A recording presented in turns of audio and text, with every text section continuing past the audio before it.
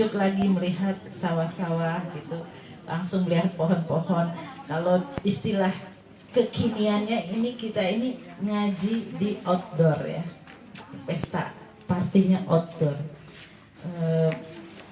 Itulah Allah yang memperjalankan kita. Kita tidak tahu kenapa bisa sampai di sini, karena banyak orang yang mungkin ingin ke sini, banyak hal yang tidak bisa sampai ke sini. Apa karena tidak tahu bahwa ada acara pengajian, atau karena ada masalah lain dan sebagainya, kita tidak pernah tahu. Tapi kita adalah orang-orang yang terpilih untuk bisa sampai di sini. Ketahuilah ibu-ibu, kalau kita sering pengajian, pindah ke sini, pindah kemana lagi, itu memperbanyak syafaat kita nanti di yaumil akhir. Karena teman-teman pengajian itu akan menarik temannya untuk bisa masuk ke dalam surga gitu. Mungkin di antara kita nanti ada beberapa yang masuk surga, tapi ada juga yang beberapa masuk neraka. Mereka protes kepada Allah, ya Allah, saya bersama terus pengajian di hari Jumat sore ini, tapi teman saya sebagian masuk ke dalam neraka, izinkan saya mengajak mereka masuk ke dalam surga, dan itu diizinkan. Nah, jadi kita manusia pun dengan izin Allah bisa memberikan syafaat kepada teman yang lainnya, asal waktu ketika di dunia bersama-sama berzikir kepada Allah, bersama-sama mengingatkan kita kepada Allah. Jadi kalau ibu sering pengajian di sini, besok pengajian di sana gitu, nanti akan banyak tempat pengajian yang mengajak kita untuk masuk ke dalam surga. Karena kita nggak boleh selalu percaya bahwa kita sanggup untuk masuk surga karena amalan kita. Dan tadi seperti sudah disebutkan, sebenarnya kan jadwal saya Jumat depan. Jadi saya mohon maaf, dan kemudian terima kepada pengurus, saya bisa berangkat hari ini. Jumat depan insya Allah saya akan berangkat umroh sebagai tugas mengantar jamaah-jamaah, tamu-tamu Allah yang berangkat. Dan mungkin ibu tidak sadari bahwa salah satu jamaah yang ada di sini juga sedang berangkat umroh ya, bersama saya juga, tapi saya kebetulan tidak bertugas. Mereka berangkat hari Senin ya, Ibu Yamtilah. Mari kita doakan beliau supaya lancar di segala perjalanannya, amin. Allah memakbulkan umrohnya, menerima semua amal ibadahnya, dan diampuni dosa-dosanya, kembali selamat sampai ke tempat kita semua.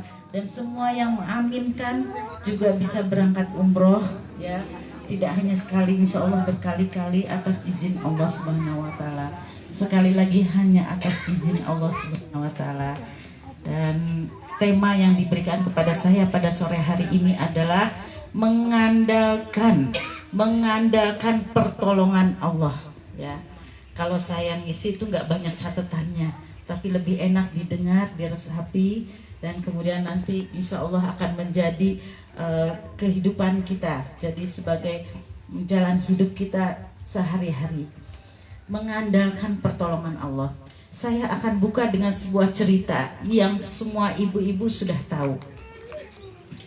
Ketika Rasulullah SAW berhijrah ke Madinah ya, jadi Nabi waktu itu di Mekah sudah tidak tahan dengan kekejaman orang-orang Quraisy yang bagaimana menyiksa Sumayyah dan keluarganya, Abu Yasir, dan juga menyiksa Bilal. Pokoknya semua yang masuk Islam tuh disiksa habis-habisan.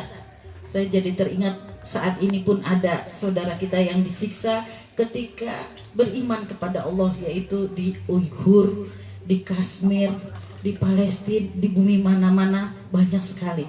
Nah, itulah yang terjadi ketika di zaman Rasulullah, sehingga Rasulullah atas perintah Allah untuk berhijrah ke Madinah. Ketika berhijrah ke Madinah, siapa yang menemani beliau saat itu? Siapa yang menemani Nabi Muhammad SAW untuk berhijrah ke Madinah? Sahabatnya siapa? Abu Bakar As-Siddiq. Siapa Abu Bakar ini? Abu Bakar itu sifatnya tidak jauh berbeda dengan Rasulullah. Dia lembut, dia ngalahan, dia orangnya siddiq ya, sehingga dinamakan Abu Bakar As-Siddiq. Pokoknya sifatnya nggak jauh berbeda dengan Rasulullah. ya. Dan pada saat itu orang-orang Quraisy itu semuanya tahu Rasulullah bagaimana mau hijrah. Mereka memberikan lomba, barang siapa menemukan Rasulullah bersama sahabatnya maka akan diberi hadiah 1000 ekor unta. Siapa yang bisa membunuh Nabi Muhammad SAW saat itu. Jadi suasana saat itu tegang. Bagaimana Allah menolong Nabi Muhammad keluar dari kamarnya, padahal di luar itu sudah dikepung oleh orang-orang Quraisy. Dengan pertolongan Allah bagaimana semuanya tertidur sehingga Rasulullah bisa berangkat. Dan ketika sampai di Gua Sur, apa? Kalau ibu-ibu yang sudah berangkat umroh atau haji, Gua Sur itu tinggi tempatnya, ya, gunung batu, kemudian apa? Bolong dan ke bawah. Jadi Rasulullah itu masuk ke pintu terus turun ke bawah. Nah, disitulah guanya. Nah, itu Warokoh, ya. Surokoh itu sudah sampai di mulut gua untuk menemukan Rasulullah. Tapi kembali lagi dilindungi oleh Allah, ditutup dengan sarang laba-laba, artinya tidak mungkin ada manusia yang bisa masuk ke situ, gitu. Nah, sehingga gemetarlah Abu Bakar As-Siddiq. Dia sangat mengkhawatirkan bagaimana Rasulullah. Ya Rasulullah, binasa kita. Mereka sudah ada di depan pintu gua. Lalu apa kata Rasulullah saat itu? Tenanglah wahai sahabatku. Kalau kita berdua, maka siapa yang ketiga? Dialah Allah. Kalau sudah Allah bersama kita, maka tidak ada yang kita takutkan. Nah, terus kemudian apa kata Rasulullah? Diturunlah ayat Al-Quran, la tahzan wa la takhaf innallaha ma'ana. Jangan takut, jangan sedih, Allah bersama kita. Lerem Abu Bakar. Saya tidak ingin menceritakan perjalanan ini karena tema kita tadi mengandalkan pertolongan Allah. Saya hanya ingin mencari mengapa Abu Bakar yang menjadi teman Rasulullah saat itu, gitu. Kenapa enggak Umar? Abu Bakar tuh orangnya takut, ya, maksudnya takut, dia melindungi, nggak punya kekuatan apa-apa karena orangnya baik sekali. Tapi kalau Umar itu jangankan manusia, jin aja takut sama beliau. Iya. Jadi kalau Umar tuh jalan di sebelah kanan, jin memutar arah ke sebelah kiri. Gak mau jangan sampai ketemu Umar di jalan. Tuh, Umar, dia hebat. Tidak ada dalam satu orang pun di Mekah yang bisa mengalahkan beliau. Semuanya takut. Sampai kalau Rasul bersama Abu Bakar itu kan hijrahnya ngumpet-ngumpet, ya. Bagaimana sama Allah ditolong dengan menidurkan orang-orang supaya nggak ketahuan gitu. Tapi Abu Bakar enggak. Abu Umar itu ketika hijrah diumumin, ya, diposting di mana-mana, di-share di grup-grup gitu. Diposting, wahai warga Makkah orang Quraisy, kata dia gitu. Aku akan berhijrah. Siapa yang anaknya mau jadi yatim, atau istrinya yang mau jadi janda, saya tunggu di balik gunung. Di Sherlock juga, ini saya tempatnya di sini. Malah nantang kayak gitu. Padahal Abu Bakar dengan Rasulullah ngumpet-ngumpet, ya, untuk berangkat hijrah. Tapi Abu Bakar enggak, malah diumumin, siapa yang anaknya pengen jadi yatim dan istrinya menjadi janda, ayo aku tunggu di balik gunung ini. Gak ada yang berani, ya, sehingga dia dengan lenggang kangkung berangkat ke Mekah, ke Madinah. Atau kenapa tidak pada saat itu Rasulullah pergi bersama Utsman bin Affan yang kaya raya, yang kekayaannya gitu, kalau misalnya sekarang tuh bisa bayar-bayar orang untuk menjaga mereka gitu. Ini bayar. Enggak. Tapi Allah memerintahkan Rasulullah pergi bersama Abu Bakar. Nah, disinilah menariknya, ya, bahwa tidak ada sesuatu yang sia-sia, ya, tidak ada sesuatu yang sia-sia yang Allah tentukan. Allah ingin menunjukkan bahwa pertolongan Allah tidak dari manusia manapun. Bukan karena Umar kuat Rasulullah bisa sampai ke Madinah. Bukan karena Utsman kaya Rasulullah bisa sampai ke Madinah, tapi semata-mata karena pertolongan Allah. Betul enggak? sudah ada lomba dapat 1000 onta gitu. Semua orang bernafsu untuk bisa menemukan Rasulullah, tapi Rasulullah bisa sampai ke Madinah dan akhirnya bisa menyebarkan agama Islam, bahkan pada suatu hari bisa menaklukkan kota Mekah yang dulu mencaci maki itu. Jadi ternyata pertolongan Allah bukan karena manusia, bukan karena Umar, bukan karena Utsman, bukan, tapi karena betul-betul kalau Allah menghendaki pertolongan, itu segalanya mudah sekali. Maka salah kita kalau menganggap hidup kita diselamatkan oleh si A. Karena suami saya bisa jadi begini, salah. Karena anak saya menjadi gini, itu udah musyrik kecil. Bahwa kita menjadi seperti ini itu karena Allah Subhanahu wa taala, karena pertolongan Allah Subhanahu wa taala. Ya, bahwa kita bisa berangkat umroh misalnya, bisa berhaji, bisa punya anak, bisa semuanya betul-betul karena pertolongan Allah. Kita tidak boleh mengatakan bahwa ada kekuatan lain selain Allah.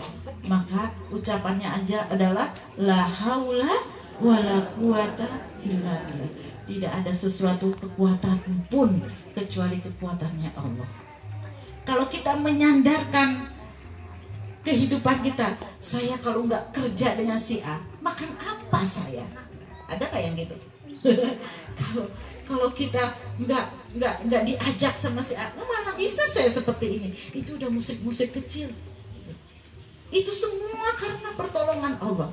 Kita kalau mengandalkan pertolongan manusia, ya, saya nggak mungkin bisa hidup tanpa suami saya ini. Dia yang jerih payah, dia tulang punggung saya gitu. Itu kita bodoh. Kita menyandarkan diri pada makhluk yang sama-sama lemah dengan kita, yang sama-sama numpang di bumi Allah gitu. Jadi makhluk diciptakan itu dalam keadaan lemah, nggak bisa apa-apa. Kita semua itu tidak ada yang kaya, kecuali harta yang Allah titipkan, itu pun hanya sedikit.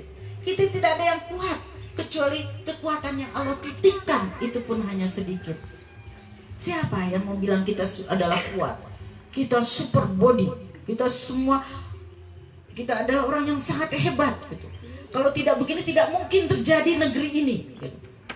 Siapa coba yang sanggup? Kalau kita tahu Hitler itu, ya, dia seorang penguasa di Jerman saat itu. Matinya kenapa? Dia bisa, itu orang Israel tuh jadi debu semua sama dia. Ya, ditangkepin dulu Israel tuh, siapa yang orang Israel ditangkap, terus kemudian dimasukin ke ruangan, kemudian dikasih udara yang beracun dan mati semua. Gitu. Mati semua. Itu ada fotonya kalau kita ke Jerman, saya juga belum pernah. Itu tasnya, sepatunya sampai menggunung jadi museum. Dan kemana mayat-mayatnya? Dimasukin ke dalam mesin dan jadi abu semuanya. Sampai Hitler bilang gini, aku sisakan Israel itu sedikit biar kalian tahu siapa sih Israel tadi gitu. Walaupun Hitler ini jahat gitu, tetapi dia berjasa juga membunuhin orang-orang Israel. Saya nggak semuanya ya yang dibunuh waktu itu. Ya. Dan matinya gimana si Israel tadi? Ya. Matinya dia karena ada laler kecil, binatang yang lemah nggak laler itu? Ya, saya tadi mukulin laler pakai raket listrik pada mati itu, gitu. Dia mati karena laler. Jadi Allah itu ngasih menghinakan orang hanya mati dengan kecil gitu, barang yang kecil, gitu. Yaitu laler masuk ke dalam hidungnya, ya, masuk ke dalam hidungnya, bertelur, beranak pinak sampai otaknya pun isinya telur-telur laler, dan laler berternak di dalam tubuhnya. Gimana rasanya coba? Ya, laler berkembang biak di otaknya, di hidungnya, di semuanya. Habisnya kesakitan luar biasa. Nah, siapa yang bilang dia kuat? Itu gak ada yang kuat. Terus Fir'aun itu mati. Fir'aun itu luar biasa. Saking hebatnya dia sampai mengaku Tuhan. Sampai mengaku Tuhan karena apa? Tidak ada satupun yang berani melawan dia. Sehingga kalau siapa Tuhanmu? Ya Andalah gitu. Karena kalau dia bilang enggak, dia bisa mati di tangan Fir'aun gitu. Dia mati hanya oleh seorang pemuda yang nggak bersenjata, gitu ya. Nabi Musa, kemudian Nabi Musa cuma dibekali bukan senapan, bukan pistol yang tinggi, bukan tank, cuma dibekali sama Allah apa? Tongkat. Dengan tongkatnya dia membelah lautan dan dia selamat melewati lautan. Kemudian disusul oleh Firaun dan kemudian lautan itu menutup, kemudian mati Firaun di dasar laut. Menjelang mati itu dia ingat Allah, tapi sudah tidak diterima apa? Doa-doanya, istighfarnya sudah tidak diterima. Dan ternyata laut pun tidak mau menerima jasad dia, dimuntahkan oleh laut. Sehingga sampai saat ini kalau yang ke Mesir nanti, yang bisa berangkat ke Mesir masih bisa melihat jasad Firaun tadi. Itu diceritakan dengan rinci di dalam Al-Quran bahwa lautan tidak mau menerima jasadnya untuk mengambil pelajaran bagi siapapun. Jangan sok-sok berkuasa.